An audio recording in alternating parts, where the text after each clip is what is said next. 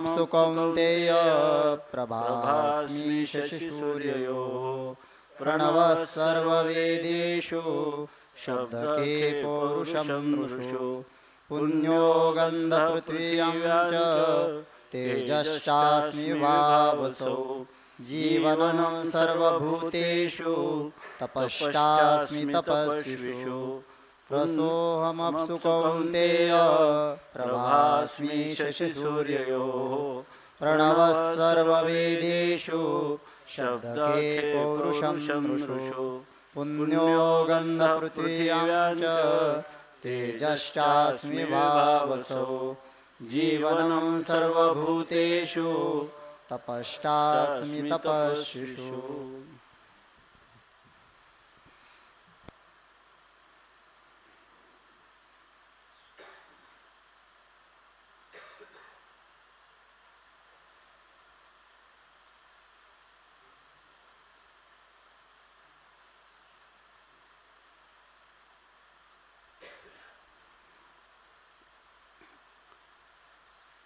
रसाः अहम अप्सु कौन्तेय प्रभा अस्मि शशि सूर्ययोः प्रणवः सर्ववेदेषु शब्दाः खे पौरुषं नृषु च पृथ्व्यां पुण्यः गन्धः च विभावसौ तेजः अस्मि सर्वभूतेषु जीवनं तपस्वीषु तपः अहम अस्मि।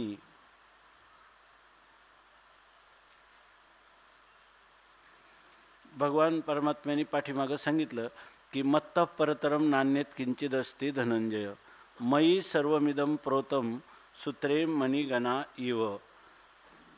भगवान म्हणतात की मत्तः परतरम माझ्याहून श्रेष्ठ असं हे धनंजय हे अर्जुना किंचित न असती अन्यत मला सोडलं तर अन्य दुसरा माझ्यापेक्षा श्रेष्ठ असा पदार्थ जगामध्ये किंवा अशी व्यक्ती किंवा पदार्थ या जगामध्ये अस्तित्वात नाही। मयी सर्वमिदं प्रोतम हे संपूर्ण जग जे आहे ते माझ्याच ठिकाणी ओवलेलं आहे। म्हणजे ह्या संपूर्ण जगामध्ये मीच अनुष्यूत आहे। घटघट बिचमे रामरमया प्रत्येक व्यक्ती पदार्थ देश काळ ह्या सर्वांमध्ये माझी व्याप्ती आहे असं परमात्म्याने सांगितलं। आणि ती व्याप्ती अशी आहे की त्या पदार्थांच्या आतही मी आहे आणि बाहेरही मी आहे। माऊलींनी सांगितलं की सोन्याचे मणी केले ते सोन्याच्या सुती ओविले तैसे जगम्या धरिले सभायाभ्यंतरी असं सर्वत्र मी आहे आणि सर्वांमध्ये माझी व्याप्ती आहे। असं जर आता कोणी असं विचारेल की सर्वांमध्ये तुझी व्याप्ती आहे हे जर विचारशील तर सर्वांमध्ये काही उदाहरणं तर सांगशील कशामध्ये माझी व्याप्ती आहे आणि माझ्या वाचून त्या पदार्थांना स्वतंत्र सत्ता नाही असं आम्हाला उदाहरणाने सांगून द्या। तेव्हा भगवान या ठिकाणी आपल्या विभूती सांगतात। जगामध्ये ज्यांची पूजा केली जाते किंवा ज्यांना या ठिकाणी अस्तित्व प्रदान केलं जातं तर हे सगळे जे पदार्थ आहेत त्यामध्ये माझी सत्ता किंवा माझं स्फुरण म्हणजे माझं ज्ञान असेल तरच त्या पदार्थांची सत्ता किंवा त्या पदार्थांचं ज्ञान होतं। याचा अर्थ मी जर नसेल तर ह्या पदार्थांचं ज्ञानही होणार नाही आणि त्याची सत्ताही असणार नाही। ते पदार्थ शून्यरूप होतील म्हणजे ते पदार्थ वंध्यापुत्राप्रमाणे असद्रूप होतील अशी स्थिती आहे। तर त्याच्यासाठी उदाहरण म्हणून भगवान आपल्या विभूती तशी तर भगवंताची व्याप्ती सर्वत्र आहे परंतु भगवान या ठिकाणी विशेष अशा आपल्या ज्या विभूती आहेत की उदाहरण म्हणून या ठिकाणी काही विभूती सांगतात। एक असं सांगतात हे कौंतेय हे अर्जुना। या ठिकाणी कौंतेय हे जे विशेषण आहे ते कुंतीपुत्र अर्जुन म्हणजे कुंतीवर जीवनामध्ये अनेक प्रकारची संकट आली तरी तिनं आपलं ध्येय किंवा आपलं परमात्मा स्वरूपाची धरलेली कास कधीच सोडली नाही आणि आपल्या जीवनामध्ये जेवढं इप्सित होतं तेवढं तिनं परिपूर्ण संपादन केलं।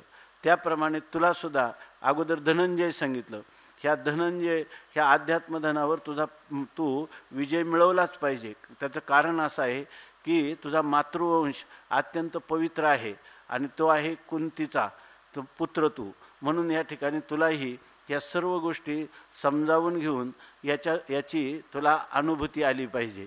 म्हणून या ठिकाणी कौंतेय हे विशेषण देतात.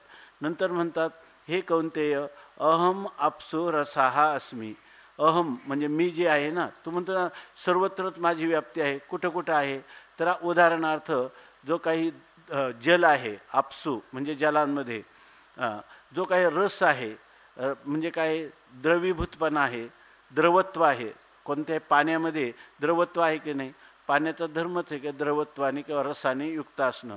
परंतु पाण्यामध्ये जो रस आहे, जे द्रवत्व आहे, ते अहम अस्मी, ते मी आहे. म्हणजे याचा अर्थ पाणी श्रेष्ठ आहे का द्रवत्व श्रेष्ठ आहे? द्रवत्व श्रेष्ठ.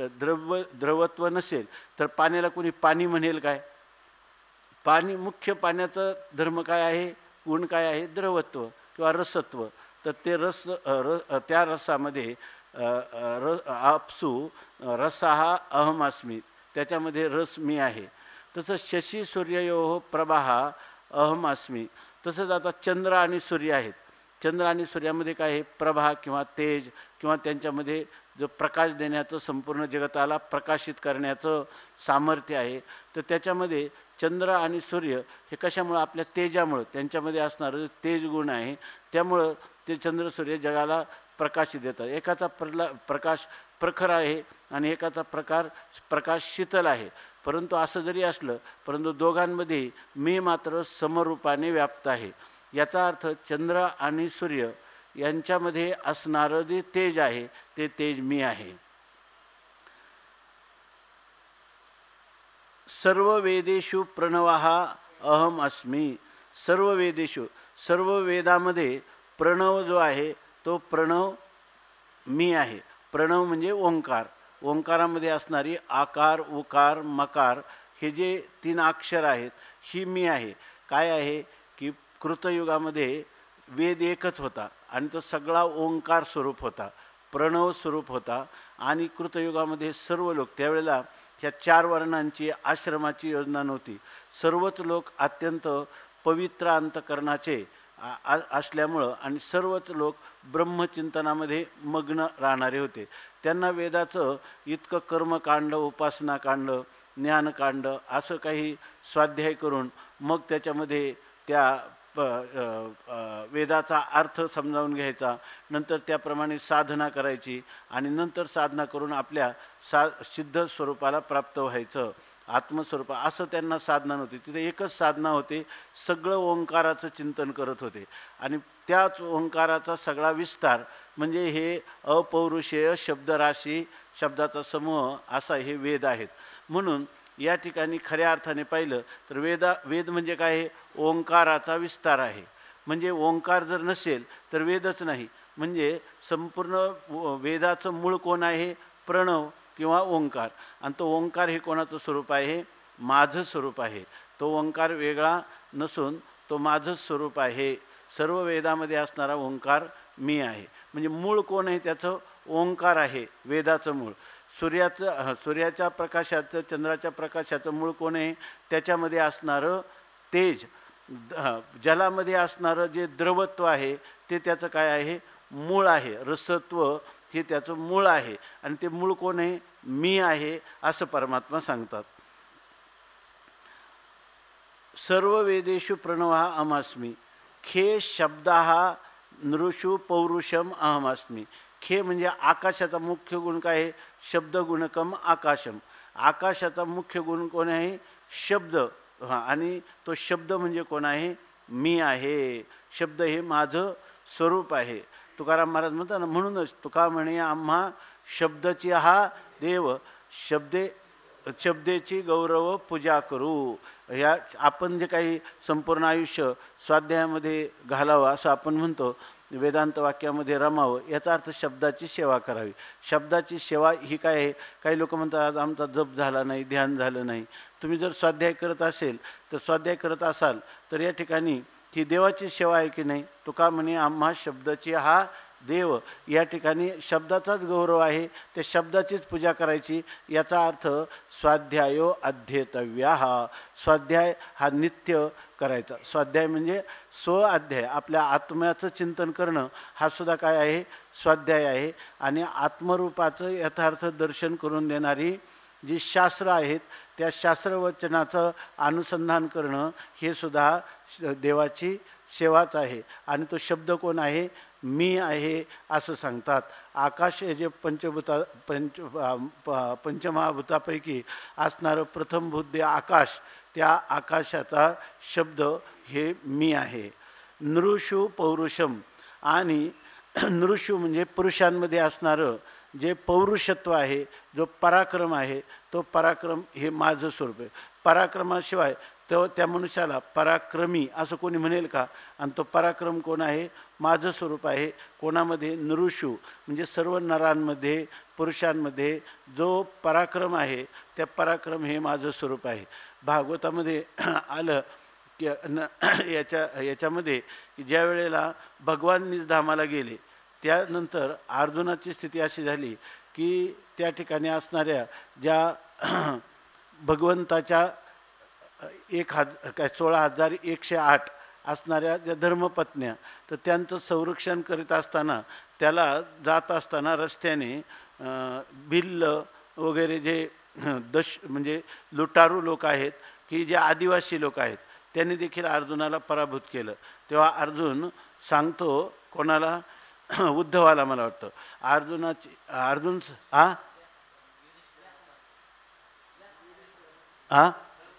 अर्जुन धर्मराजाला. अर्जुन जेव्हा परत आला तेव्हा भगवंताचं निजधाम गमन झालं होतं. तेव्हा अर्जुनाकडं पाहिल्याबरोबर धर्मराजाने त्यांना विचारलं, अरे हे अर्जुना, तुला काही मोठं संकट आलं का? किंवा तुला कुठं क्षत्रियांपुढं माघार घ्यावी लागली का? किंवा तू काही आचारभ्रष्ट झाला का की ज्याच्यामुळे तुझ्या चेहरा हा निस्तेज झालेला आहे? तुझं मुखकमल इतकं म्लान झालेलं आहे की असा काहीतरी अपराध घडल्या वाचून किंवा तुझ्या कुठंतरी पराभव, तुला कोणीतरी तुझ्यापेक्षा दुर्बल असणाऱ्या कोणीतरी लोकांनी तुझा पराभव तर नाही ना केला, असं सांगितल्यावर अर्जुन नेत्रातून अश्रू आणून युधिष्ठिर महाराजांना सांगायला लागला. तेव्हा त्यांनी हे सांगितलं की रस्त्याने मी त्या भगवंताच्या पत्न्यांचं संरक्षण करायला सुद्धा असमर्थ ठरलो. आता या ठिकाणी त्याचं वर्णन काय केले, तो आज संग्रामी हारुजिंतीला निवात कवचांचा ठाव फेडीला, पवाडा तुवा केला गंधर्वाशी, असा अर्जुन. त्याच्यापुढं तुझ्या पराक्रमाचे निपाडे दिशे त्रैलोक्य, ही तो असंच आहे ना, दिशे तुझ्या दिशे त्रैलोक्य थोकडे, सगळं त्रैलोक्य तुझ्या पराक्रमापुढं फिक्क आहे. अशा प्रकारची स्थिती असताना तर अर्जुनाची स्थिती झाली की नाही, त्याचं कारण काय आहे, जो परमात्म्याचं रात्रंदिवस संरक्षण करणारा परमात्मा श्रीकृष्ण तो निजधामाला गेलेला होता. तर याचा अर्थ जेवढं पौरुषत्व पराक्रम अर्जुनाच्या ठिकाणी महाभारत युद्धामध्ये होता, ते पराक्रम कोणाचा होता, खरा परमात्म्याचाच होता. म्हणून म्हणतात की नृषु पौरुषम अहम अस्मी, ते मी आहे असं भगवान सांगतात.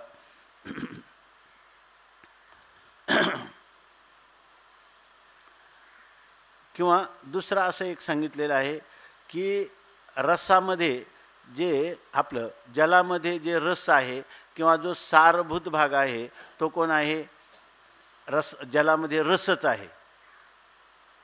सारभूत कोण आहे, रसच आहे.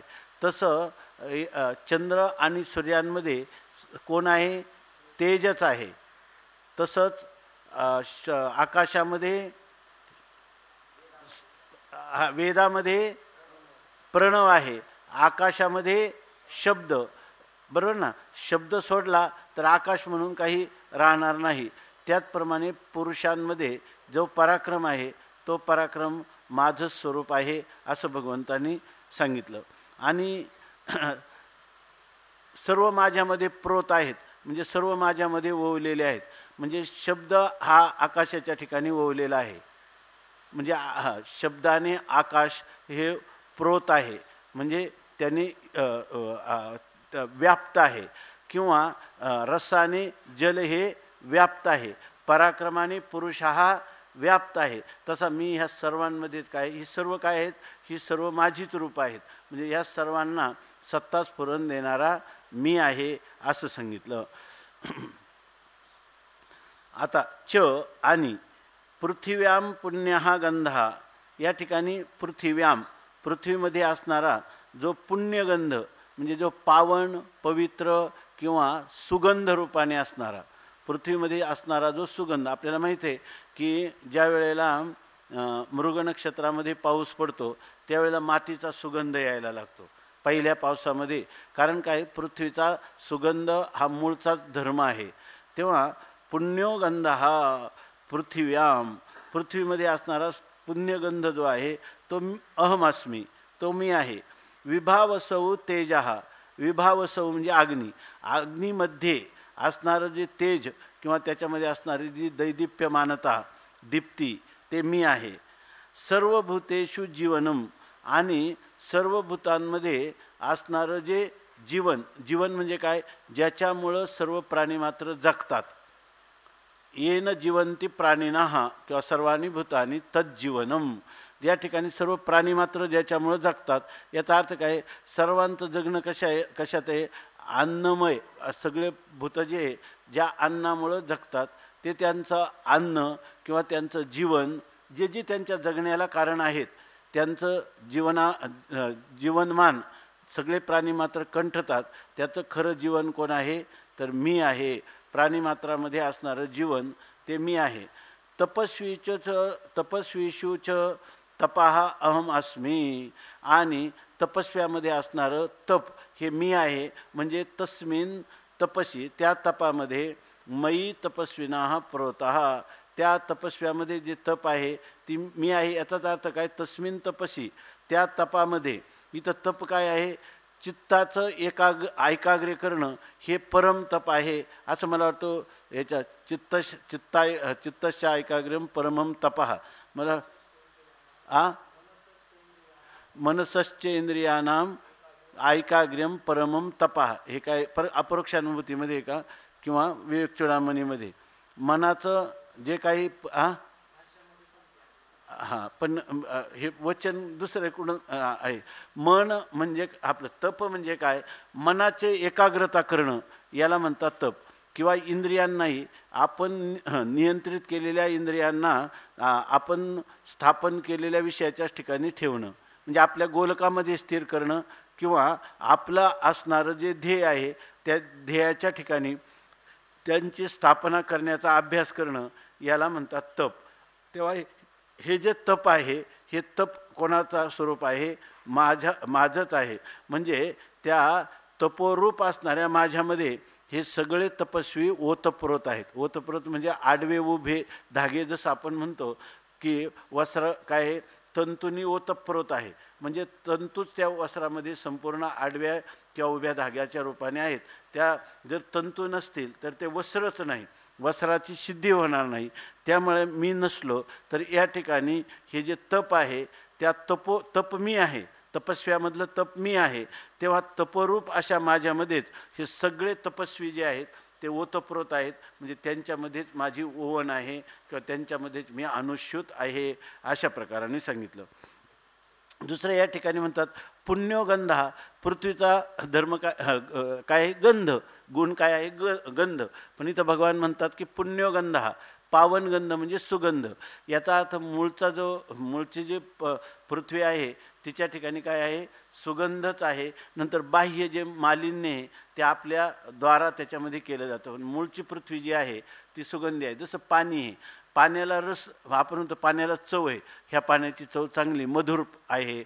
हे काय कडू आहे, तर याच्यामध्ये काय मूळचं पाणी जे आहे तर ते रसहीनच आहे. म्हणजे त्याच्या ठिकाणी आपण जे षड्रस म्हणतो ना, कटू, आम्ल, तिक्त, कषाय, मधुर, हे रस जे आहेत हे त्याच्या पाण्यामध्ये नाही. आपण साखर टाकली तर ते गोड लागतं, लिंबाचा पाला टाकला तर कडू लागतं. तसं पृथ्वीची जी माती वगैरे त्या पृथ्वीचा गंधगुण आहे, तर तो त्याच्या आपलं पृथ्वीचं असणारं जे मालिन्य आहे ते त्याच्यामध्ये मिसळलं की आपण म्हणतो पाणी गढूळ आहे. मूळच्या पाणी गढूळ नाही, तर त्याच्या ठिकाणी ते काय आहे, शुद्ध स्वरूपात आहे. त्याच्या ठिकाणी कोणताही रस म्हणजे अशा प्रकारचा तर शुद्धच रस आहे पाण्याच्या ठिकाणी, शुद्धच गंध आहे कोणाच्या ठिकाणी, पृथ्वीच्या ठिकाणी. पण दुसरं त्याच्यामध्ये मिश्र झाल्यामुळं तर आता पाणी गढूळ म्हणतो आपण. आता पाण्याचा गढूळपणा आहे का हा पृथ्वीचा गढूळपणा त्याच्यात मिश्र झाला आहे, पृथ्वीचा. तशा प्रकाराने म्हणून खरं जे विभूती माझं आहे ते पुण्योगंध हा पृथ्व्यांच तपाहा, जे चांगल्या प्रकारचं तप आहे ते तप माझं स्वरूप आहे असं भगवान या ठिकाणी सांगतात. किंवा काही व्रत वगैरे तप म्हणजे काही व्रतांचं कृच्छ्र चांद्रायण इत्यादी व्रतांचं पालन करणं, यालाही धार्मिक भाषेमध्ये तप असं म्हटलं जातं. पण ते तपसुद्धा काय आहे, माझं स्वरूप आहे असं भगवान सांगतात. आपण सकाळी चिंतन केलं होतं की पहिल्यांदा भगवान जे आहेत ना, आपला अधिकार उंचावण्यासाठी तशा प्रकाराने सांगतात. ते सांगतात, बाळा जई जेवविजे तई घासू 21 ठाई कीजे. जर लहान बालकाला जर भोजन घालायचं असेल तर एकच घास, पण तो 20 ठिकाणी करून आई त्याला हा चिवचा माऊचा असं म्हणून खाऊ घालते. त्याप्रमाणे सर्वत्र व्याप्त असणारा परमात्मा, त्याच परमात्म्याचं दर्शन किंवा त्याचा साक्षात्कार व्हावा म्हणून परमार्थाची वाटचाल करणाऱ्या पुरुषाला अगोदर या ठिकाणी ईश्वर सिद्धी करून देतात आणि त्या ईश्वराची उपासना या ठिकाणी सांगत आहेत. त्या ईश्वराच्या उपासनेमध्येही ईश्वर हा केवळ सगुण साकार आहे असं नाही, तो सगुण निराकार किंवा निर्गुण निराकार अशा स्वरूपाचा आहे. आणि त्याचं मूळ तत्व हे निर्गुण निराकार किंवा गुणातीत असं त्याचं तत्व आहे. पण ह्या गुणातीत तत्वाकडं जाण्यासाठी जसं आपल्याला ह्या एखाद्या चंद्राचं दर्शन लहान मुलाला करून द्यायचं झालं तर त्याला सांगणारा, जसा त्याला शाखात चंद्र न्याय म्हणतात, त्याला चंद्र कोणता हे ओळखत नाही. चंद्राची बारीक कोर आहे, हा प्रतिपदेचा चंद्र आहे आणि तो कसा दाखवावा, तर ती आजी त्याला सांगते, हे समोरचं लिंबाचं झाड, ती मोठी खांदी, त्या खांदीच्यामध्ये पुढच्या बाजूला 2 लहान लहान फुटलेले शाखा आणि त्या शाखांच्यामध्ये पाल्याच्या मधून अगदी टोकाला तू जर पाहिलं तर तुला चंद्र दिसेल. तुला त्यांनी सांगितलं, तो म्हणतो दिसला चंद्र. आता हे एवढं वर्णन कशासाठी सांगितलं, त्या शाखा सांगण्यात तात्पर्य नव्हतं, खोड सांगण्यात लिंबाचं झाड, पण चंद्राचं ज्ञान करून देण्यासाठी. पण झालं की नाही, चंद्राच्या आपलं झाडाचं शाखा तिथंच राहिल्या, पण चंद्राचं ज्ञान करून दिलं की नाही. तसं या ठिकाणी शास्त्रकार आपल्याला उपासना सांगत असताना सगुण साकाराची उपासना सांगतात आणि सगुण साकारातून सगुण निराकारात नेतात, सगुण निराकारातून निर्गुण निराकारामध्ये नेतात. आणि खरं जो परमात्मा आहे तो परमात्मा तिन्ही गुणांच्या आतीत, म्हणजे ज्याच्या ठिकाणी सगुणही नाही आणि निर्गुणही नाही, सगुण निर्गुण गुणाचे आगुण, या ठिकाणी सगुण निर्गुण गुणाचे दोन्ही हे गुणात्मकच आहे. आणि गुणांचा परित्याग केल्याशिवाय, अगुण झाल्याशिवाय खऱ्या श्रीहरी परमात्म्याची आत्मरूपाने ओळख होत नाही, तोपर्यंत त्या जीवाला कृतार्थता प्राप्त होत नाही, असं शास्त्राचं काय आहे, मनोगत आहे. म्हणून आपल्याला या ठिकाणी हे विभूती सांगतात. विभूती म्हणजे ज्या ठिकाणी चांगलं असेल, यद्यद विभूतिमत सत्वम श्रीमद ऊर्जितमेव वा तत्तदेवावगच्छत्वम मम तेजंश संभवम. जगात जे काही असेल चांगलं ते माझ्या तेजापासून उत्पन्न झालेलं आहे. त्या ठिकाणी जे जे काही ऐश्वर्य असेल, यश असेल, कोणत्याही प्रकारचं वैभव असेल, तर हे सर्व काय आहे, माझंच स्वरूप आहे. म्हणून त्या ठिकाणी तू एकाग्रतेने पूजा कर. आणि त्या एकाग्रतेने त्या इष्ट म्हणून त्या विभूतीची आराधना केली असता, तसा इष्ट म्हणून अनेक विभूती सांगितलेल्या आहेत. म्हणजे चंद्र सांगितला, आपलं सूर्य सांगितला, किंवा कुठं देवी सांगितली, कुठं ब्रह्मा विष्णू महेश गणपती सूर्य चंद्र वरुण या सगळ्या देवता आहे. यांचं पण आराधना वेदामध्ये अनेक प्रकारच्या सूक्ताच्या द्वारा सांगितलेले आहे. परंतु हे जरी असलं तरी ह्या सर्वांचा सकळ देवाधिदेव बळीया माझा पंढरीराव, सगळ्या इतर ज्या असणाऱ्या देवता आहेत त्या देवतांमध्ये त्या देवतांचंही नियमन करणारी जी एक सर्वनियामक अशी सत्ता आहे की जी ईश्वराची सत्ता आहे. तर त्या ईश्वर उपासनेकडं म्हणजेच त्याला एकच इष्ट देवता आणि ती कोणती वेदाने प्रतिपादन केलेले जे ईश्वर स्वरूप आहे त्या ईश्वर स्वरूपाची उपासना वेद सांगत आहे. म्हणून वेदामध्ये अनेक देवता सांगण्यात तात्पर्य नाही. एकेश्वरवादाची स्थापना करण्यासाठी अगोदर प्रथम अनेक प्रकारच्या देवता कथन केलेले आहेत. तुकाराम महाराज जे पांडुरंगाची उपासना सांगतात ती देवदेवतांची निंदा करण्यात तात्पर्य नाही. आपलं एकच असणारं वेद प्रतिपादित इष्ट ईश्वर असावं हे सांगण्यात तात्पर्य आहे. म्हणून तुकाराम महाराज म्हणतात, सेंदरी हिंदरी दैवते कोणती पुजी भूते खेते, आपुल्या पोटाजी रडते मागती शिते अवधान, आपुल्या इच्छे अनिका पिढी काय ते देईल बराडी, कळो ही आली तयाची जोडी, अल्प रोकडी बुद्धी आधिरा, अशा प्रकाराने सांगतात. तर ह्या गोष्टी आपण लक्षात घेतल्या तर आपल्याला वाटत नाही की आता आपण एका इष्टदेवतेचं करताना अनेक देवतांची उपासना घडत नाही. या ठिकाणी एका देवतेच्या उपासनेमध्ये सर्व देवतांची उपासना होते असंही वेदच आपल्याला सांगत आहे.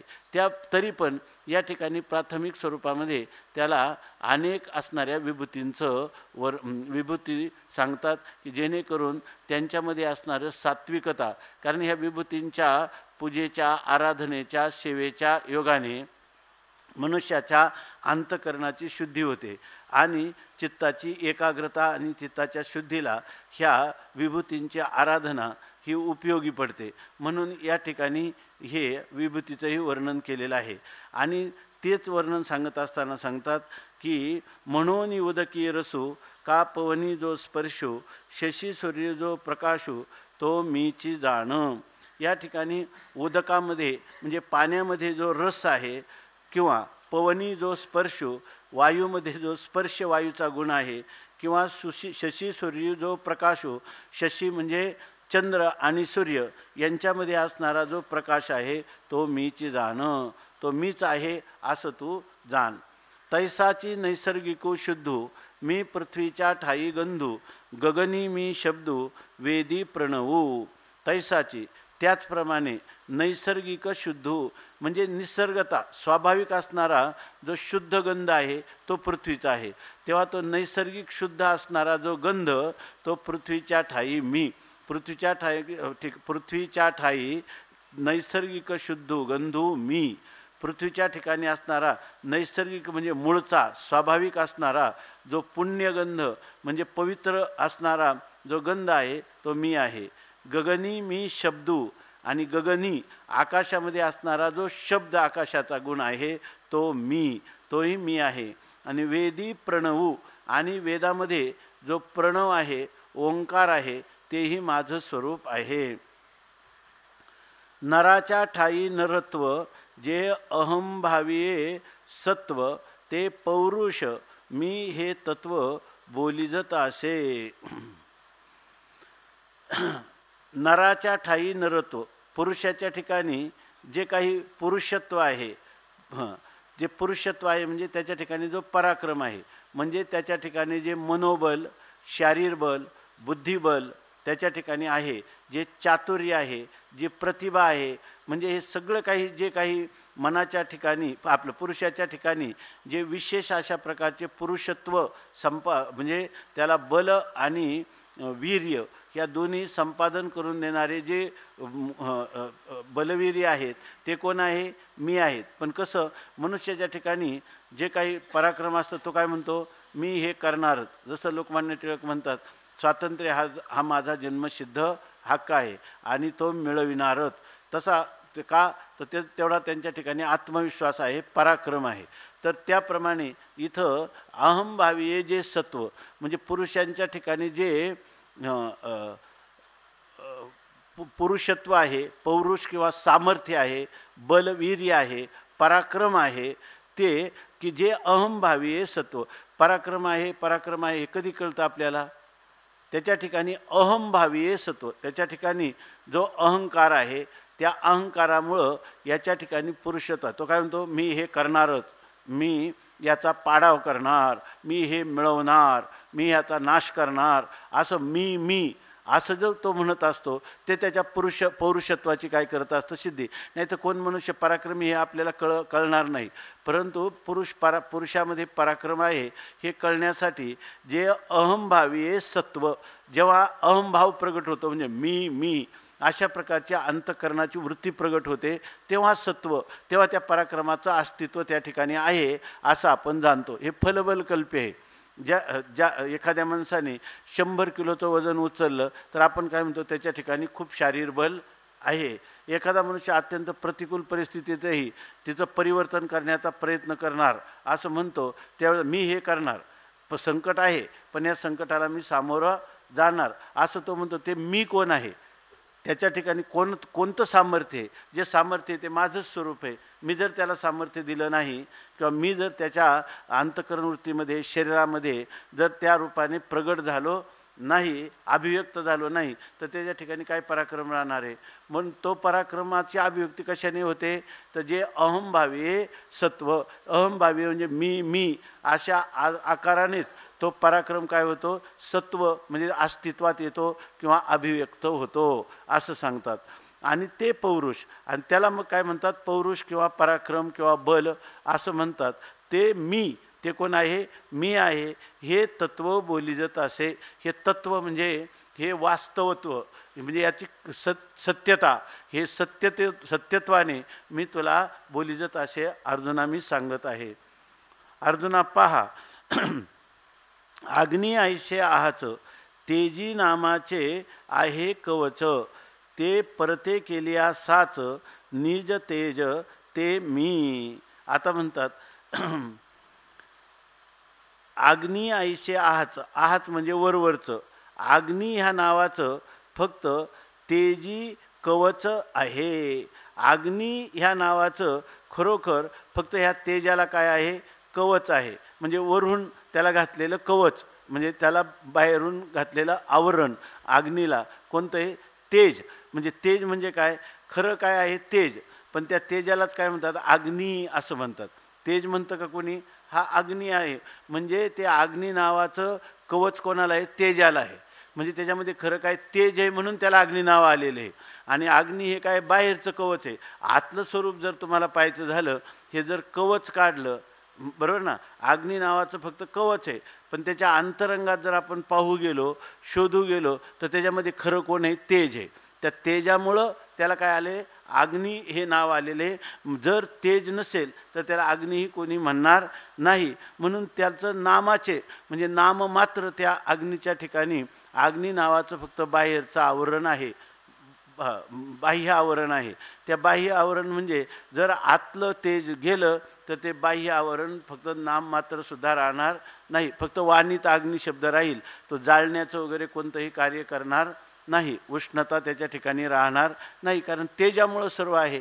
प्रकाश देण्याचं कार्य नाही, उष्णता देण्याचं कार्य नाही, कारण त्यातलं तेज निघून गेलं म्हणून. म्हणजे खरं तेजाचंच कवच आपलं. अग्नी हे बाह्य फक्त त्या अग्नी नाव दिलं जातं, परंतु वस्तुतः ते काय आहे, तेजच त्याच्यामध्ये सत्य आहे. आणि ते तेज कोण आहे, तर ते मी आहे. कशावरून, ते परते केलिया साच. ते जर तुम्ही तर अग्नीचं जे तेज आहे ते जर परते केलिया म्हणजे दूर सारलं तर खाली काय हे म्हणतात, तेज जर दूर सारलं तर अग्नी आहे का, नाही. मग खाली काय आहे, साच निज तेज ते मी. खाली कोण राहील, फक्त मूळचं असणारं तेजच राहील. अग्नीचं कवच बाजूला केलं तर तेज जाईल का, तेज नाही. तेज नसलं तर अग्नी राहणार नाही, परंतु तेज असलं तर त्याला अग्नी नावाचं कवच येईल. म्हणजे अग्नीमध्ये कवच आहे तेजाचं, बरोबर ना. म्हणजे कवच रूपाने असणारं जे अग्नी आहे तो बाजूला केला तर खाली मात्र तेज आहे, म्हणजे मूळचं तेज आहे. तसं खरं जर पाहिलं तरी त्याचं जे तेज आहे, निज तेज म्हणजे स्वतःचं असणारं जे तेज, निज म्हणजे स्वतःचं असणारं जे तेज, तेजोरूप असणारा स्वतः तो कोण आहे, मी आहे. ते निज तेज ते मी. आणि नानाविध योनी जन्मोनी भूते त्रिभुवनी, वर्तता आहाती जीवनी आपलाल्या. आणि याच्याशिवाय सांगतात नानाविध योनी म्हणजे नाना प्रकारच्या, अनेक प्रकारच्या असणाऱ्या ज्या योनी आहेत त्या जन्मोनी भूते त्रिभुवनी, त्या योनीमध्ये त्रिभुवनामध्ये हे सगळे जे प्राणी आहेत त्या त्या नाना प्रकारच्या योनीमध्ये, कोणी देव योनीला, कोणी राक्षस योनीला, कोणी मानव, कोणी नर, कोणी किन्नर, अशा प्रकारच्या यक्ष राक्षस अशा अनेक योनीला प्राप्त होतात. आणि वर्तत आहाती जीवनी आपुलिया, आणि पुन्हा आपल्या जीवनी आपापल्या जीवन म्हणजे जगवण्याची जी साधनं आहेत त्या साधनांनी वर्तत आहाती, म्हणजे ते आपलं जीवनमान जगत असतात किंवा अस्तित्वात असतात. म्हणजे सगळे ज्या नाना जगामध्ये जेवढ्या प्राण्यांच्या अनेक प्रकारच्या ज्या योनी आहेत, काल आपण पाहिलं अंडज, जारज, स्वेदज, उद्भिज ह्या 4 प्रकार केलेले आहेत. तशात 84 लक्ष योनी अशा प्रकारच्या ह्या योनी आहेत. आणि त्या योनीमध्ये अनेक प्राणी निर्माण होतात, जन्माला येतात. आणि जन्माला येऊन ते जगतात की नाही, ते जर प्राणी आपण जगतात. बाळा दुग्धा कोण करी ते उत्पत्ती, लहान बाळ जन्माला येतं त्याच वेळेला आईच्या स्तनामध्ये त्याला दूध उत्पन्न होतं. म्हणजे त्याचं जगण्याचं साधन कोणतं आहे, ते दुग्ध आहे, बरोबर ना. ते त्या दुधावर ते जीवन जगतं. किंवा प्राणी मात्र देखील दुधावर जगतात. किंवा कुर्मासारखे जे प्राणी आहेत ते केवळ आईच्या दृष्टिक्षेपावर जगतात. अशा प्रकारे जे ते त्यांचं जीवन आहे, ज्याच्यामुळं मनुष्य जगतो त्याला म्हणतात जीवन. तेव्हा ज्या 84 लक्ष योनीमध्ये जे वेगवेगळे प्राणी निर्माण होतात आणि आपापल्या जीवनी आणि आपापल्या आहारावर किंवा आपापल्या जगण्याची जी साधनं आहेत त्या साधनावर ते जगत असतात. कसे जगतात याविषयी सांगतात. हे सगळे लोकचं जीवन कसं आहे, काही लोक एके पवनची पिती, एके तृणास्तव जिती, एके अन्नाधारे राहती, जळे एके. काही जे प्राणी पवनची पिती, वाराच पिऊन राहतात. उदाहरणार्थ अजगर, ते वारा पिऊनच जीवन जगतं. एके तृणास्तव जिती. आणि काही जे प्राणी आहेत बैल, घोडे, गाई, हे काय तृणास्तव जिती, या त्यांना गवत वगैरे खातात आणि त्या गवताच्या तेच त्यांचं काय आहे जीवन किंवा जगण्याचं साधन. आणि इकडं अजगराला काय आहे वायू, हे त्याचं काय जगण्याचं साधन आहे.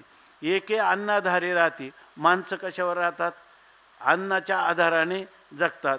जळे एके. आणि काही जे जलचर प्राणी आहेत मासे वगैरे ते पाण्यामुळं जगतात.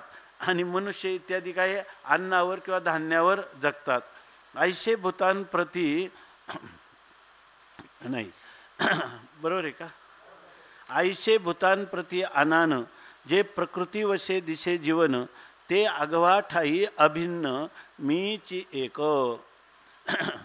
काय हे जे ओव्या माऊलींनी सांगितल्या किंवा भगवंताच्या मुखातून हे जे श्लोक निसृत झाले, हे संपूर्ण मानवी जातीला अंतर्मुख करून त्यांना जर सत्याचा परिचय झाला, वास्तवता जर कळली, तर सगळे लोक समाधानी होतील आणि सगळे चिंतामुक्त होतील. अशा प्रकारची स्थिती हे सर्व जे सांगतात ही वस्तुस्थितीच आहे की नाही. आपल्याजवळ आपण म्हणतो मी करील, खरं याच्यातला मी सुद्धा परमात्माच आहे. म्हणून भगवंतांनी सांगितलं ना, त्यांच्यामध्ये जे काही नराच्या ठाई नरत्व, देह अहम भावी जे सत्व, ते पौरुषमी हे तत्व बोली जात असे. या ठिकाणी हे वास्तव तर असं आहे, वेदाने नाही सांगितलं तरी असंच आहे. वेदाने नाही सांगितलं तरी काय, पोषितो जगाशी एकलाची, बाळा दुग्धा कोण करीते उत्पत्ती, वाढवी श्रीपती सवेदोनी, फुटती तरुवर उष्ण काळमाशी, जीवन तयाशी कोण घाली, कार्ये नाठवीशी कृपाळू देवाशी, पोषितो जगाची एकलाची. त्या ज्या देवाने सर्वांचं पोषण केलं, लोक सर्वांची आठवण ठेवतात पण त्याची आठवण ठेवीत नाही. बरं, तो इतका निरपेक्ष, इतका अहेतुकी कृपाळू आहे, कृपाघन आहे की जे लोक त्याचं अस्तित्वसुद्धा कबूल करत नाही, देव वगैरे नाही, धर्म ही आफूची गोळी आहे, देव ही अंधश्रद्धेने केलेली संकल्पना आहे, असं म्हणणाऱ्यांनाही कोण पोचतो, तोच देव पोचतो. म्हणजे इतकं सत्य असलं तर थोडंसं अंतर्मुख झालं तर तो माणूस काय करेल, रात्रंदिवस भगवंताचीच आठवण करत राहील. त्यालाच खऱ्या अर्थाने आपण जेव्हा म्हणतो ना हा काय हो तुम्ही फार मोठं घर बांधलं, तर ते म्हणतं की हे ज्ञानोबारायांच्या कृपेने झालं. ज्ञानोबारायांच्या कृपेने म्हणत असताना सुद्धा त्याचा अहम जो आहे तो त्यांनी पूर्ण परित्याग केलेला असतो का? हे माझ्यामुळं झालं असं तो म्हणतो, आहे की नाही? त्याला परिपूर्ण त्याच्या ठिकाणी आपला अहमभावाचा त्याग, अहमभावी जे सत्व, जे अहम स्फुरण आहे ते भगवान सांगतात काय, ये रवी सर्वांच्या हृदय देशी, मी अमुका आहे ऐशी, बुद्धी स्फुरे जे अहर्निशी ते वस्तुगामी. मी हे स्फुरणसुद्धा खोटं एक मी आहे आणि एक खरं मी आहे. खोट्या मीचं बाद समानाधिकरण्य करावं लागतं आणि सत्य मीचं काय आहे, मुख्य समानाधिकरण्य आहे. पण हे आपल्याला मान्य आहे का? ज्या वेळेला आपण भगवंताचंच हे सर्व आहे असं म्हणतो तेव्हा त्याच्यामध्ये बीच में चांद भाई मै भी हूँ असंच असतं की नाही? त्याच्यामध्ये आपलं पूर्ण त्याला समर्पण म्हणतो, आपल्या व्यक्तित्वाचं समर्पण ते आपण केलेलं नसतं. भगवान अजून सांगतात, आयशे भूता प्रति आनान, जे प्रकृती वशे दिशे जीवन, ते आघवा ठाई अभिन्न मीची एक. या ठिकाणी पशु पक्षी मानव दानव जेवढ्या काही योनी असतील आणि जेवढे प्राणीमात्र असतील त्या भूतांप्रती आनानं, त्या प्रत्येकाला वेगवेगळं आहे. काय हे आनानं म्हणजे काय? हे जीवन आनानं, त्यांना जगण्याचं साधन प्रत्येकाचं वेगळं आहे. मासा हा पाण्यामध्ये जगू शकतो, बाहेर जगू शकत नाही. मनुष्य हा अन्नधान्यावर जगू शकतो, दुसऱ्यावर जगू शकत नाही. आजगर वायूवर जगू शकतं. असं प्रत्येकाचं जे काही जीवन आहे, जगण्याचं साधन आहे ते प्रकृतीवशे, ज्याची जशी प्रकृती असेल त्याप्रमाणे. म्हणजे पक्षी आहे, त्या पक्ष्यामध्ये काय आहे की ह्या जे पंचमहाभूतांचं शरीर मानवाचं आहे आणि त्याचं आहे, पण मानव ह्या जमिनीवर चालू शकतो, उडू नाही शकत. त्याचं कारण काय? त्याची प्रकृती जी आहे ते वायू महाभूताचं आधिक्य आहे, म्हणून तो आकाशामध्ये स्वच्छंदपणे विहार करू शकतो. हे त्याचं जीवन आहे. परंतु ह्या प्रत्येकाचं जीवन आहे, परंतु ह्या प्रत्येकाच्या जीवनामध्ये कोण आहे? जरी प्राणी वेगवेगळे असले पण जगण्याचं जे साधन आहे त्या जगण्याचं जीवन किंवा जीवनमान कंठण्यासाठी लागणारं मूलभूत त्याचं जे अधिष्ठान आहे, आश्रय आहे, तो आश्रय कोण आहे? मी आहे. आगवा ठाई अभिन्न मीची एक. आणि सगळ्यांच्यामध्ये मी कसा आहे? पण आगवा ठाई मीची, सगळ्या मीच आहे, पण मी कसा आहे? एक आहे. म्हणजे माझ्यामध्ये परिवर्तन होत नाही.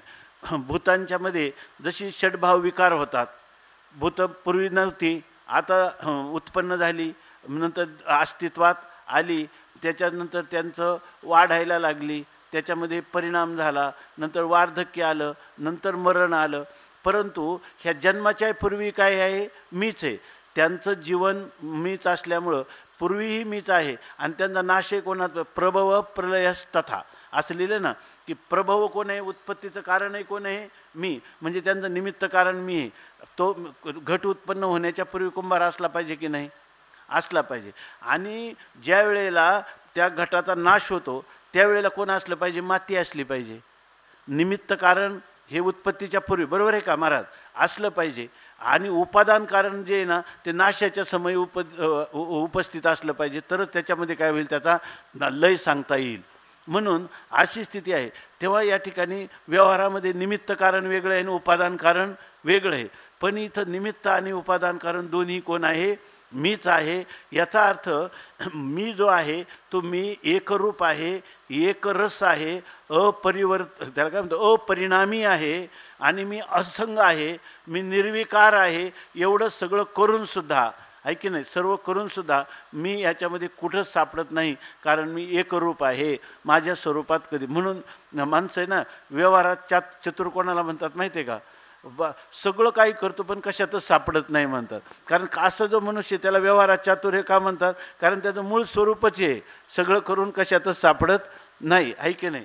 हे काय तत्त्वज्ञानी जो पुरुष आहे त्या तत्त्वज्ञानी पुरुषाला त्या दृष्टीनं ही त्याच्या बुद्धीची सूक्ष्मता झालेली असते किंवा ही वस्तुनिष्ठता कळाल्यामुळं त्याच्या ठिकाणी असा व्यवहार होत असावा. पण लोक म्हणतात की नाही सर्व करतो पण कशातच सापडत नाही. कारण काय? तो एकरूपच असतो. म्हणजे हे कधी होतं माहिती आहे का? हे खरा असंगत्वाचा, निर्विकारत्वाचा, आपल्या केवलत्वाचा बोध असेल तरच या ठिकाणी हे सर्व घडू शकतं, एरवी घडू शकत नाही. म्हणून सांगतात ऐसे भूतांप्रती आनानं, म्हणजे भूतांचं आनानं म्हणजे वेगवेगळं असं जीवन आहे. आणि ते कसं प्रकृतीवशे, ते प्रत्येकाची प्रकृती वेगळी आहे.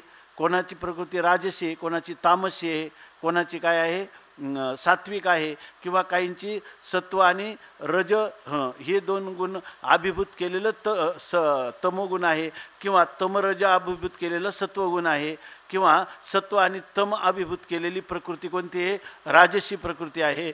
असं जरी असलं, कारण त्याचंसुद्धा काय आहे, भगवानसुद्धा म्हणतात ह्या त्यांच्या प्रकृतीनुरूपच मी त्यांना जन्म देतो. काय सांगितलं आहे की ह्या प्राणीमात्रांना जे त्या याच्यामध्ये चातुर्वर्ण्यम मया सृष्टम गुणकर्म विभागशः तस्य कर्तारमपि माम विद्य कर्तारम व्ययम. ते तिथं सांगतात की नाही, तसा मी काय आहे, अकर्ता अभोक्ता एक रूप साक्षी द्रष्टा अधिष्ठान रूपाने आहे. आता यानंतर सांगतात बीजम मां सर्वभूतानां विद्धि पार्थ सनातनम बुद्धिर्बुद्धिमतामस्मि तेजस्तेजस्विनामहं बलं बलवतामस्मिजितं धर्माविरुद्धो भूतेषु कामोऽस्मि भरतर्षभ. मां सर्वभूतानां विद्धि पार्थ सनातनं बुद्धिर्बुद्धिमतामस्मि तेजस्तेजस्विनामहं बलं बलवतां चाहं कामरागविवर्जितं धर्माविरुद्धभूतेषु कामोऽस्मि भरतर्षभ. बीजं मां सर्वभूतानां विद्धि पार्थ सनातनं बुद्धिर्बुद्धिमतामस्मि तेजस्तेजस्विनामहं बलं बलवतां चाहं कामरागविवर्जितं धर्माविरुद्धभूतेषु कामोऽस्मि भरतर्षभ. बीजं मां सर्वभूतानां विद्धि पार्थ सनातनं बुद्धिः बुद्धिमताम् अस्मि तेजः तेजस्विनाम् अहं बलं बलवताम् अस्मि कामरागविवर्जितं धर्माविरुद्धो भूतेषु कामः अस्मि भरतर्षभ. हे पार्थ, मां सर्वभूतानां सनातनं बीजं विद्धि. बुद्धिमतां बुद्धि अस्मि तेजस्विनां तेजः अहम अस्मि बलवतां कामरागविवर्जितं बलम अस्मि. हे भरतर्षभ, भूतेषु धर्माविरुद्धा कामः अहम अस्मि. भगवान म्हणजे परमात्म्याला पाहायचं झालं तर कुठं कुठं पाहावं ही त्याची विशेष रूपं सांगून राहिले. तर त्याप्रमाणे आता असं सांगतात, हे पार्थ, हे पार्थ म्हणजे हे पृथापुत्रा, म्हणजे इथे कौंतेय जसं म्हणतात तसंच या ठिकाणी हे पार्थ, हे अर्जुना, माम मला सर्वभूतानां सनातनं बीजम, सर्वभूतांचं सनातन म्हणजे अनादी आणि अनंत नित्य असणारं असं सर्व प्राणीमात्रांचं जे बीज आहे की सर्व प्राणीमात्र ज्या ठिकाणी सामावले जातात ते बीज कोण आहे तर अहम अस्मी, मी आहे असं विधी तू जाण. सर्व भूतानां म्हणजे सर्व प्राणीमात्रांमध्ये असणारं सनातन म्हणजे अनादी नित्य असणारं जे बीज आहे ते बीज विधी, ते बीज अहम अस्मी इति विधी, ते बीज मी आहे असं तू जाण. नंतर बुद्धिमतां बुद्धी, बुद्धिमान लोकांची ठिकाणी जी बुद्धी आहे त्यांच्या ठिकाणी जी प्रज्ञा आहे त्यांच्या ठिकाणी प्रत्युत्पन्न अशी त्यांची बुद्धी किंवा मती आहे.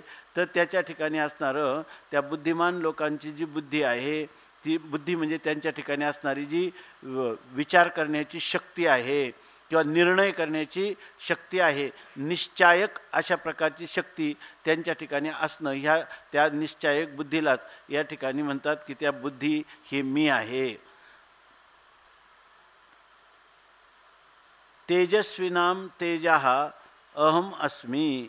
आणि तेजस्वी लोक जे आहेत त्या म्हणजे ज्यांच्या ठिकाणी प्रगल्भता आहे, म्हणजे अत्यंत ते एकदम उथळ अशा प्रकारचा विचार करत नाही, कोणत्याही गोष्टीचा भूत भविष्याचं अनुसंधान ठेवून वर्तमान कालामध्ये ती गोष्ट क्रांतदर्शी रूपाने करण्याला प्रवृत्त होतात. त्यांना म्हणतात की यांच्या ठिकाणी काय आहे, प्रगल्भता आहे. त्याला या ठिकाणी तेज असं म्हणतात किंवा प्रगल्भता, म्हणजे उतावीळपणाने कुठलाही निर्णय केला जात नाही. अशा प्रकारचं जे तेज आहे, अशी जी प्रगल्भता आहे, ती प्रगल्भता ही परमात्म्याची देणगी आहे किंवा परमात्म्याचं स्वरूप आहे. तेजस्विनाम तेजा अहम अस्मी, ते मी आहे. मागं जे सांगितलं ना, बुद्धिमताम बुद्धी, बुद्धिमान लोकांच्यामध्ये असणारी बुद्धीसुद्धा मीच आहे. खरं आपल्याला वाटतं की माझी बुद्धी, वास्तविक त्या बुद्धीमध्ये होणारी सगळी स्फुरणं कोणाची आहे? सच्चिदानंद स्वरूप असणारा परमात्मा, त्याचाच चिद्रूपाचं स्फुरण होतं तेव्हा माणसाची बुद्धी कार्यकारी होते. जर त्या ठिकाणी मूळ असणाऱ्या आत्म्याचं चिद्रूपता ती जर त्याला अधिष्ठान म्हणून ठेवली नाही तर ती बुद्धी काय कामाची आहे? काही करू शकणार नाही. ती निष्प्रभ अशा प्रकारची बुद्धी आहे किंवा ती कोणतंही काय त्याला म्हणतो अकार्यक्षम अशी बुद्धी आहे. त्यासाठी अखंडानंद स्वामींनी एक उदाहरण दिलेलं आहे, कधी सांगितलं असेल आपण. तर त्याच्यामध्ये त्यांनी सांगितलं की काशीमध्ये एक चतुर्वेदी ब्राह्मण होता. चतुर्वेदी म्हणजे आडनावाचा चतुर्वेदी नव्हता, त्याचे 4ही वेद कंठात होते. आणि त्या काशीमध्ये लहान लहान बोळी आहेत, रस्ते फार लहान आहेत. तेव्हा त्या रस्त्याने तो चालत असताना एकदम समोरून तिथं काही गाई बैल हे पण त्या रस्त्याने झिंडत असतात मोकळे. आणि त्यामुळं तो बैल एकदम मत्त झाला आणि तो उधळला. तेव्हा सगळे लोक ओरडले, तर आतमध्ये कुठं वाड्यात कुठं जिथं लागेल तिथं शराब बैल आलेला आहे. तेव्हा आल्यावर तो घाईमध्ये जायला गेला, म्हणजे पळायला गेला, तर समोर त्या याचा विजेचा तो खांब होता आणि त्या खांबाला त्याचं मस्तक टक्कर झाली. आणि टक्कर झाल्यानंतर त्याला बाकी काही झालं नाही, पण त्याच्या याच्यामध्ये असणारी जी स्मृतिशक्ती आहे, ती स्मृतीचं जे एक मेंदूमध्ये असणारं केंद्र आहे, तर त्या केंद्रालाच काय झाला, आघात झाला आणि त्यामुळे त्याची स्मृतिशक्ती गेली. त्याच्यावर तो कैक वर्ष होता, पण त्याला एकही वेद आपण शिकलो होतो आणि एकही वेदाचा मंत्र म्हणता आला नाही. इतकंच नाही तर त्याला हे सुद्धा कळलं नाही की आपण जे अन्न खातो त्याने आपलं पोट भरलेलं आहे, आता पुरे. आपण कसं वाढायला लागलो तर आपण तर पोट भरलं नको, त्याला पोट भरलेले कळत नसायचं आणि त्याच्यानंतर तो खातच राहायचा. जर दुसऱ्यांनी बंद केलं तर ठीक, अंदाज पाहून, नाही तर तो खात राहायचा. आणि नंतर इतका गडबडा लोळायचा, पोट दुखायला लागलं की याचं कारण चतुर्वेदी ब्राह्मण, त्याची किती बुद्धी तेज आहे. काशीमध्ये ज्ञानवापीमध्ये त्याच्या अनेक वेळेला सत्कार झालेले, असा हा महापुरुष होता चांगला. पण बुद्धिमान असल्याशिवाय झाली का एवढे 4 वेद कंठामध्ये? असे आजकालसुद्धा सर्वात प्रथम मान दिला जातो चतुर्वेदी ब्राह्मणाला. जे वैदिक आहेत त्यांना वैदिकांना दिला जातो, पण त्याला मला वेद मी शिकलो होतं हे सुद्धा आठवण नाही राहिलं. याचं कारण काय?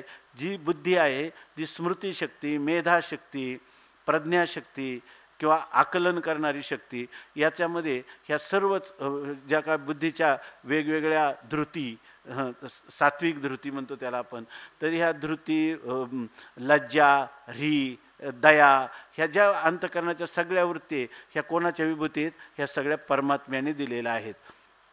म्हणून म्हणतात की बुद्धिमताम बुद्धी तेजस्वनाम तेजः अहम अस्मी बलवताम कामराग विवर्जितम. आणि बलवताम जे बलवान लोक आहेत, त्या बलवान लोकांच्या ठिकाणी बळ आहे, पण कोणतं बळ? परमात्मा आहे. कारण आपल्याला त्याची उपासना करायची, म्हणजे आपल्याला त्याचं अनुसरण करायचं, अनुष्ठान करायचं. मग कोणतंही बल, किती बल असलं, कुठेही जर खर्च करत असला ते नाही.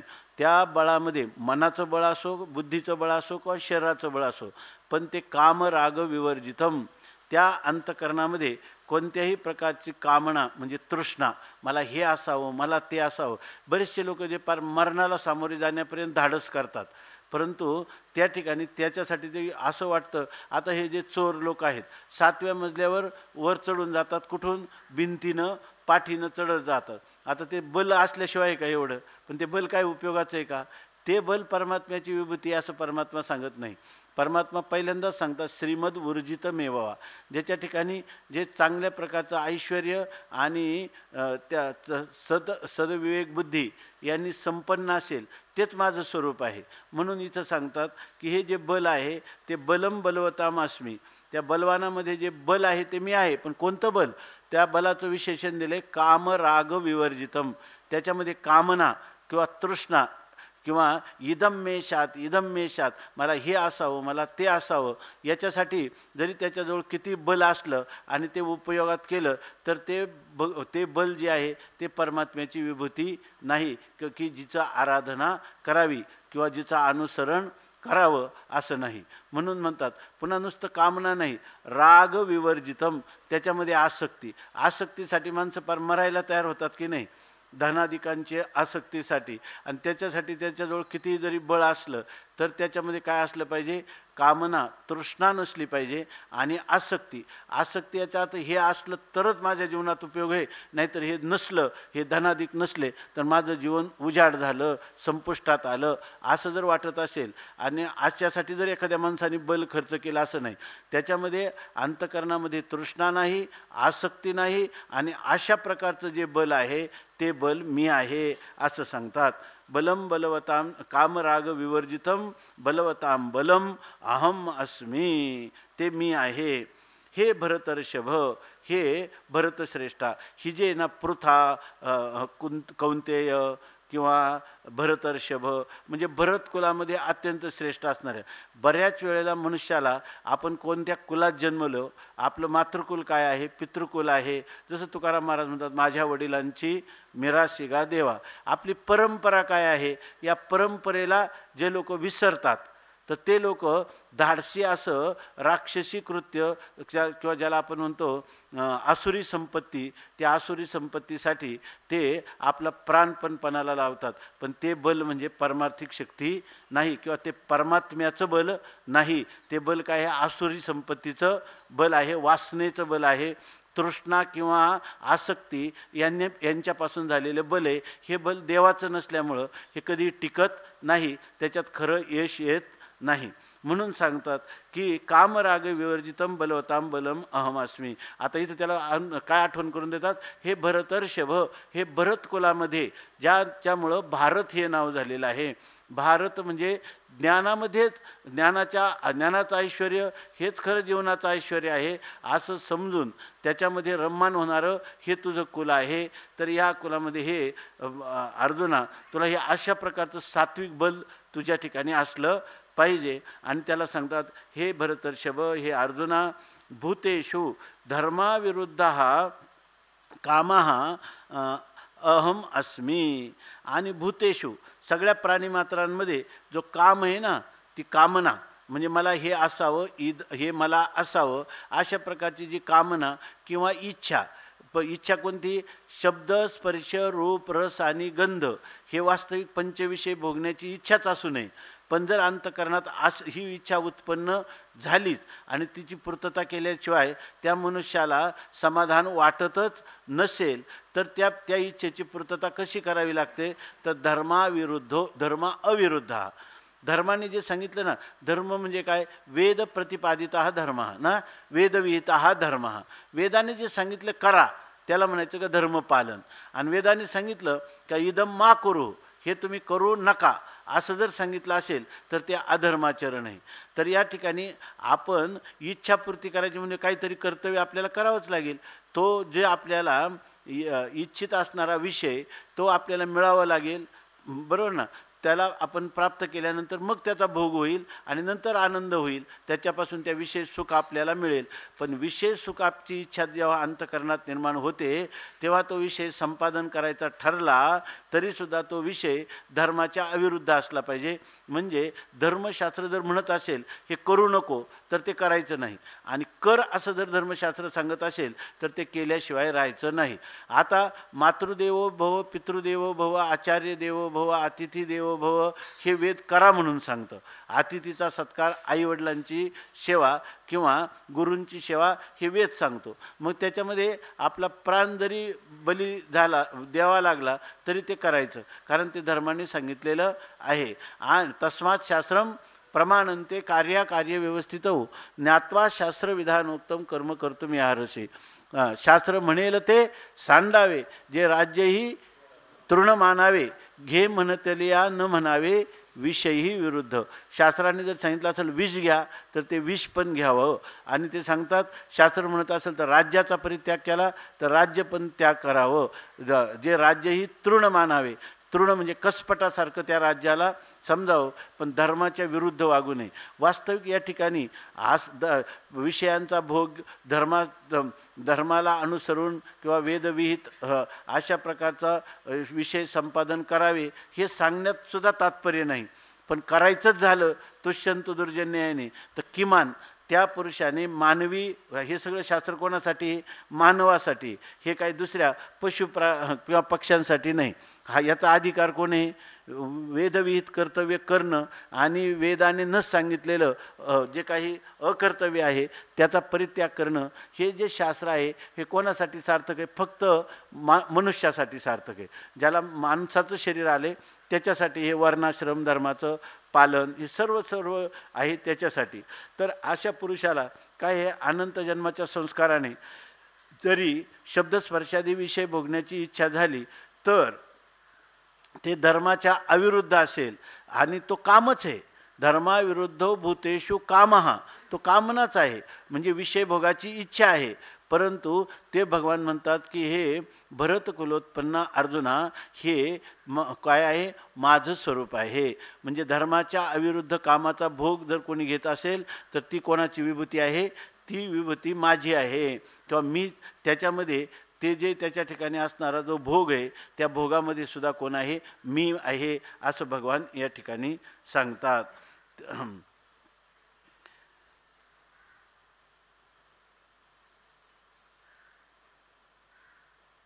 बीजम माम सर्वभूतानाम, सर्वभूतांचं सनातन बीज मी आहे हे तर सांगितलेलं आहे.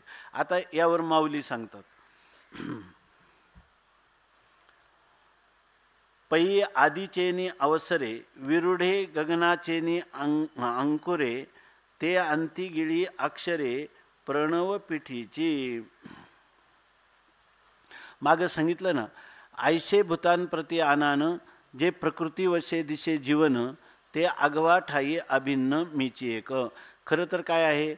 आगवा ठाई या म्हणण्याने काय आहे?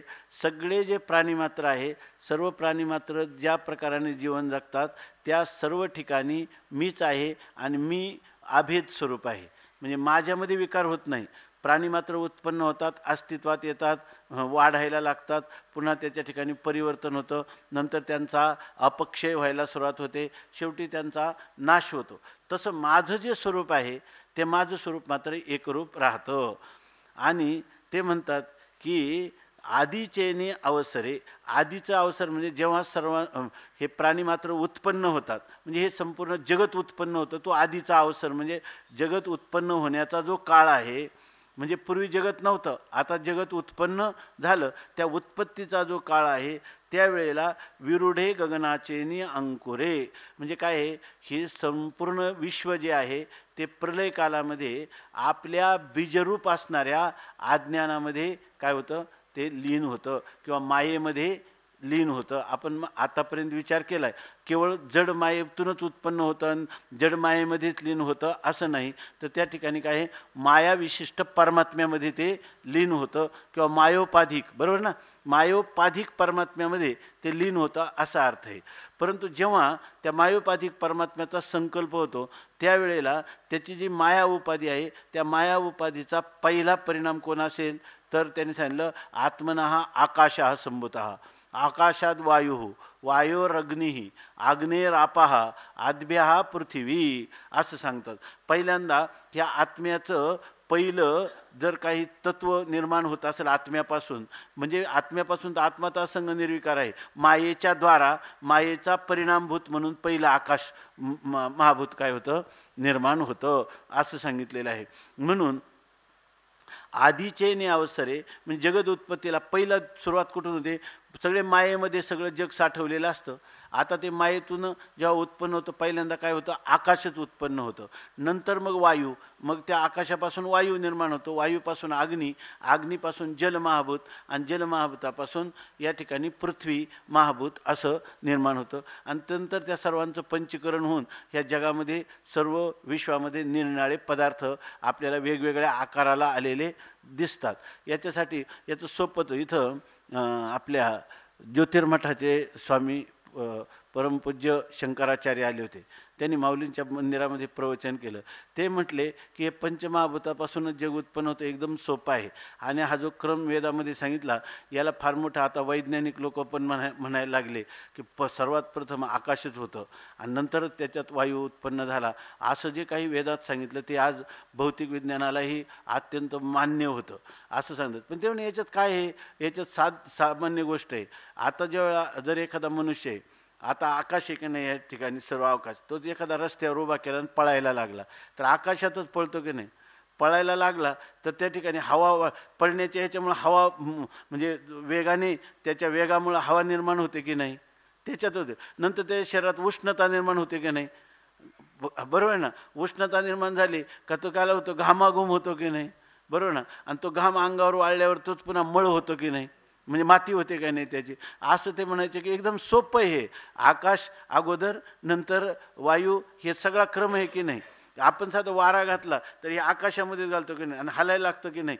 पंखा हलतो तर आपल्याला बरं वाटायला लागतं की नाही. याचा अर्थ ही हालचाल कुठं झाली, आकाशातच. आणि हा वायू कुठं निर्माण झाला, आकाशातच निर्माण झाला, बरोबर आहे की नाही. आता त्याचा क्रमसुद्धा जर म्हटलं तर अगोदर पृथ्वी, जसा क्रम आहे त्यांचा तसाच उलट क्रम जो आहे तो पृथ्वी अगोदर पाण्यात जाईल की नाही, कारण ती पाण्याचं कार्य, जे ज्याचं कार्य असतं ते त्या कारणामध्येच काय होणार, लीन.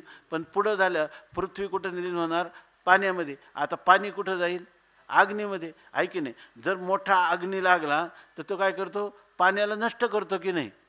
मोठा अग्नीला आपण किती जरी त्याच्यामध्ये पाणी ओतलं तर त्याला काय होत नाही. त्याचं कारण काय आहे, तो अग्नी बलवान आहे, तो त्याचं मूळ कारण आहे, बरोबर आहे ना. आता तुम्ही म्हणाल का कधी कधी पाणी अग्नी लावितं तेव्हा अग्नी थोडा असतो आणि पाणी जास्त असतं, आहे की नाही. परंतु मूळ जे आहे त्याचं मूळ कारणामध्ये त्या मूळ कार्य जे आहे ते कारणामध्ये लीन होतं. वायू कुठं लीन होतो, आकाशामध्ये. अग्नी केवढाही जरी अग्नी लागला आणि जोराचा सोसाट्याचा वारा आला, सोसाट्याचा वारा आला तर अग्नीला विझवण्याचं सामर्थ्य आहे की नाही. म्हणून या ठिकाणी अग्नी कुठं लीन होतो, वायूमध्ये. आणि वायू कुठे, सगळा आकाशामध्ये. आकाश कुठे आहे, मायेमध्ये. आणि माया कुठे आहे, ब्रह्माच्या एका अंशावर आहे की नाही. सभूमी विश्वतो वृत्वा आत्यतिष्ठत दशांगुल. मग याचं खरं कारण कोण आहे, जन्माद्यशयता. याचं मूळ कारण आहे जे मायोपाधिक परमात्म्याचं असणारं, जे काही माया उपाधी केलेली आहे असा जो ईश्वर आहे त्या ईश्वराचंही असणारं अधिष्ठान, मूळ एक रूपाने असंग निर्विकार रूपाने असणारं ब्रह्म हे सांगितलेले. कारण काय आहे, तुम्ही म्हणाल परमपुरुषार्थ जो आहे तो परमपुरुषार्थ ब्रह्मभावाशिवाय त्या सिद्ध होत नाही. तेव्हा इतर हे भौतिक याच्यामध्ये किती लोकांनी चिंतन केलं आणि हे बाकीचे लोक जे चिंतन करतात ना, हे पंचभूतातल्या पंचभौतिक असणारं जे हे विश्व आहे याचंच विश्लेषण करतात. याच्यातमध्येच अनेक प्रकारचे पृथक्करण करतात, संशोधन करतात, परमाणूपर्यंत जाऊन पोचतात. याच्यातून त्यांना काय झालं, जवळजवळ जर वास्तव चिंतन केलं तर ह्या लोकांचा प्रयत्न म्हणजे काय आहे माहिती आहे का, यांच्या श्रमाचं त्या ठिकाणी उगीच वेच आहे. कारण का तर काकस्य कतिपयानी दंतानी, कावळ्याला किती दात आहेत याचे मोजून काय उपयोग आहे, काहीच नाही. पृथ्वीवर इतके परमाणू आहेत त्यांची गणना कोणाला करता नाही. समजा केली एखाद्याने, काय झालं, इतके परमाणू एवढंच, त्याच्या शांती त्याला लाभली का, जन्ममरण परंपरेतून मुक्त झाला का, त्याला रम्य काही समाधान प्राप्त झालं, हे काहीच नाही. हेच चिंतन आहे. हे चिंतन तुम्ही याच्यात सगळं आयुष्य व्यवहारात घालवा, याच्याशीच विज्ञानातच व्यवहार करा. परंतु हा व्यवहार मिथ्या आहे आणि त्याचा अधिष्ठान आत्मा आहे, तो मी आहे, तो असंग निर्विकार आहे. ह्या बोधामध्ये राहून जर तुम्ही केलं तर काय होईल, उलट सोन्याला सुगंध आहे, लोकोपकारक अशा प्रकारचं कार्य तुमच्याकडून लोकांच्या जीवनमानासाठी घडेल आणि तुमचं समाधानही अभंग राहील, आहे की नाही. पण ह्या गोष्टीचा विचार करता नाही. आणि आपले लोक असे असतात अध्यात्मातले का, एखादा जर वैज्ञानिक भेटला ना तर ते आपण लगेच त्याच्या चमत्काराला नमस्कार करायला लागतो. वास्तविक तो काय आहे, तो सगळं आत्म्याच्या अधिष्ठानावर चाललेला आहे की नाही. त्याने कितीही शोध लावला तर आत्म्याचं अधिष्ठान सोडून काय शोध आहे त्याच्याजवळ. त्याला अधिष्ठान जर आपण बाजूला केलं तर ते शोध म्हणून काय आहे का त्याच्यामध्ये. आणि अधिष्ठानासहित जर तो शोध असेल तर सोन्याला सुगंध येईल, चंदनाला काय स्वामी महाराज सांगायचे फळं आहेत, असं आहे. तर ते सांगतात की या ठिकाणी आदिचैने अवसरे, म्हणजे जेव्हा आधी म्हणजे जगताची उत्पत्ती होती त्या अवसरे म्हणजे त्यावेळेला पहिलं जे काय असतं, विरुढे गगनाचे नि अंकुरे. पहिल्यांदा काय होतं, गगनाचे नि अंकुरे विरुढे, म्हणजे गगन म्हणजे आकाशाचा पहिला अंकुर रूपाने ते विरुढे म्हणजे वाढू लागतं. म्हणजे आत्मना हा आकाश हा संभूत हा आत्मस्वरूपावर पहिलं कार्यरूप प्रपंचातलं काय येत असेल तर ते आकाश येतं पहिल्यांदा. आणि जे अंतिगिळी जे अक्षरे प्रणव पिठीची, आणि ह्या आकाशापासून त्याची काय होते, सुरुवात होते. आणि आकाशापासून अंकुरित होतं, पण पुढं वाढतं काय, आकाश, वायू, अग्नी, आप आणि पृथ्वी या क्रमाने त्याचं काय होतं, वाढ होत राहते पृथ्वीपर्यंत. आणि अंतिगिळी अक्षरे प्रणवपिठीची, आणि अंती म्हणजे उत्पत्तीच्या वेळेला असं होतं, आणि अंती म्हणजे जेव्हा प्रलयकाल होतो त्या प्रलयकालामध्ये काय राहतं, त्या प्रलयकालामध्ये पृथ्वी राहते का फक्त आकाशच राहतं का काहीच राहत नाही, आकाश. परंतु हे सगळं उत्पन्न झाले ना, हे सगळं कशापासून झालेलं आहे, आकार उकार आणि मकारात्मक असणाऱ्या प्रणवापासून हे झाले.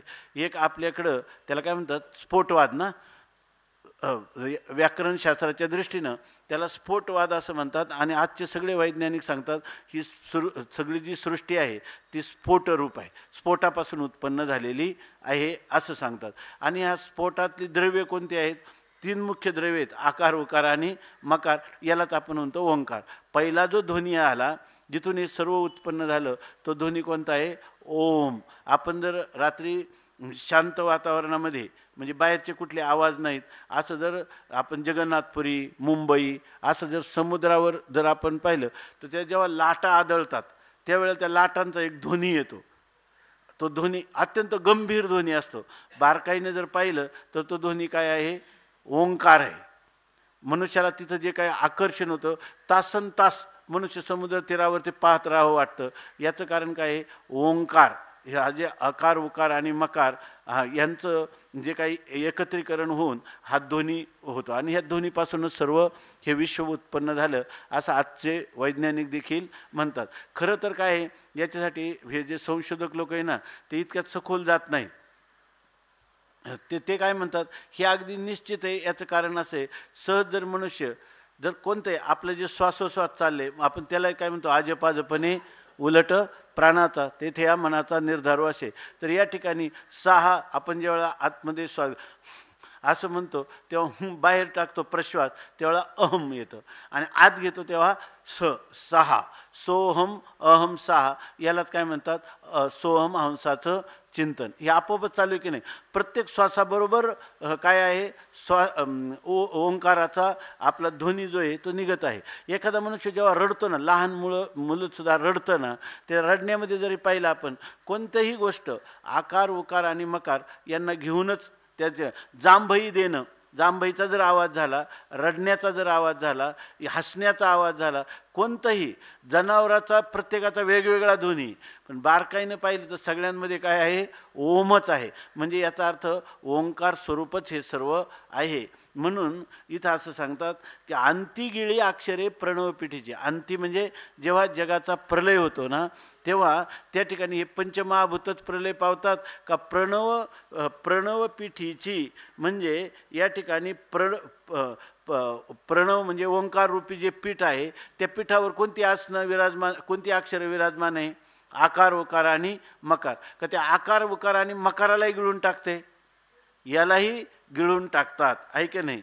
जेव्हा हा विश्वाकार असे तव ते विश्वाची सारखी दिसे, मग महाप्रलय दशे कैशेनी नव्हे. आता जोपर्यंत हा विश्वाकार आहे म्हणजे आपल्याला हा विश्वाचा आकार प्रतीतीला येत आहे, तोपर्यंत विश्वाची सारखी दिसे, हे तोपर्यंत हे जे तत्व आहे, हे जे बीज आहे, ज्या बीजामध्ये प्रलयकालात सर्व साठवलं जातं की जिथं प्रणवपीठाची असणारी अकार उकार ही अक्षरं देखील त्याच्यात सामावली जातात, असं जे ह्या विश्वाचं बीज आहे, बरोबर ना.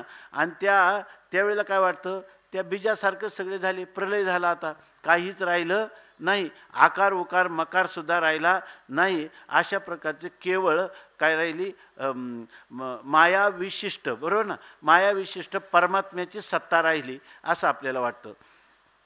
मग महाप्रलय विश्वाकार असे तर हे विश्वाची सारखे जोपर्यंत विश्व दिसतं तेव्हा आपल्याला काय झालं, हे नानात्वाने सजलेलं विश्व आपल्याला दिसतं जोपर्यंत हे दृश्य प्रपंच आपण पाहतो.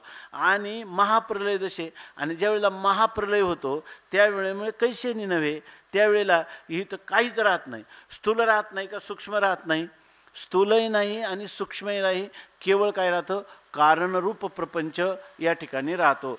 कारणरूप प्रपंच म्हणताना केवळ असंग निर्विकार ब्रह्म असं म्हणायचं का केवळ माया असं म्हणायचं, की मायोपाधिक किंवा मायाविशिष्ट चैतन्य असं म्हणायचं, मायाविशिष्ट चैतन्य असं म्हणायचं. त्यावेळेला काय राहतं, फक्त मायाविशिष्ट चैतन्य किंवा वेदांताच्या दृष्टीनं मायोपाधिक चैतन्य म्हटलं तरी चालेल.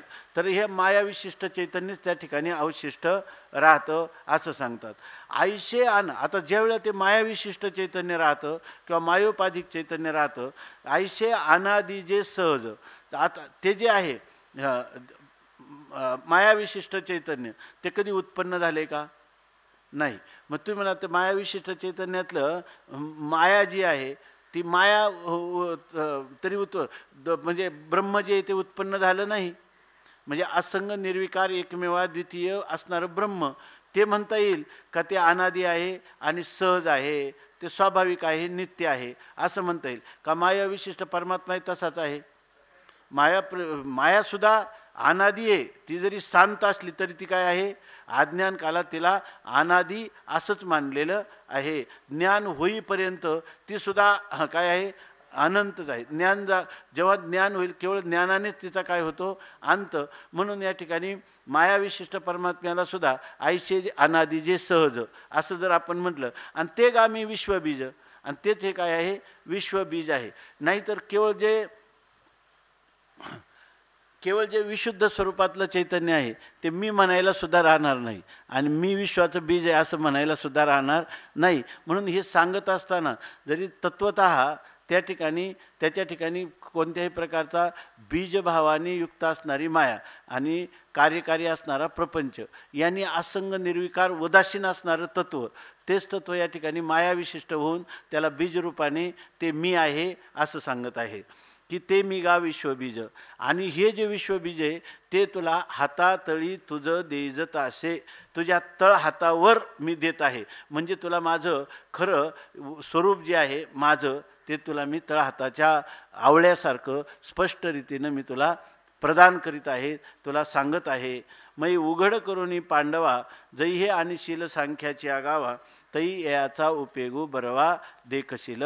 आता तू ज्या वेळेला हे पुढं सांगणार आहेत की नित्यानित्य विवेक करील. इथलं सांख्य म्हणजे कोणतं, हे वेदांत ज्याच्यामध्ये आत्मानात्म विवेक सांगितलेला आहे. ह्या आत्मानात्म विवेकाचा आश्रय करून ज्या वेळेला तू हे उघड करून देश, त्याला हे उघडं म्हणजे संशय विपर्यय रहित असं त्याचं ज्ञान होईल, तेव्हा आता ह्या ज्ञानाचा काय उपयोगिता आहे हे तुला कळेल. आता मी तुला हे कोणतं ज्ञान सांगतो, तिथं हे आता केवळ परोक्ष ज्ञान सांगत नाही, याचा अपरोक्ष जेणेकरून होईल असंही मी तुला काय चिंतन या ठिकाणी सांगत आहे की जेणेकरून हे याचा उपयोग बरवा दिसेल. काय हे ज्ञान मिळवलं, याचा किती चांगला उपयोग झाला. जसं तुकाराम महाराज म्हणतात ना, बरवे झाले आजीवरी नाही पडलो मृत्यूच्या आहारी, वाचोनी आलो येथवरी उरले ते हरी तुम्हा समर्पण. तर हे किती आनंदाची गोष्ट झाली. त्यामुळं तू काय म्हणशील, धन्योहम धन्योहम, मी खरंच धन्य झालो. कृष्ण परमात्म्याने मला माझं जे काही वास्तव तत्व आहे त्या तत्वाचं करतलामलकवत दर्शन करून दिलं. पुंडलिक वरदा हरी विठ्ठल. श्री ज्ञानदेव तुकाराम ज्ञानेश्वर महाराज की जय.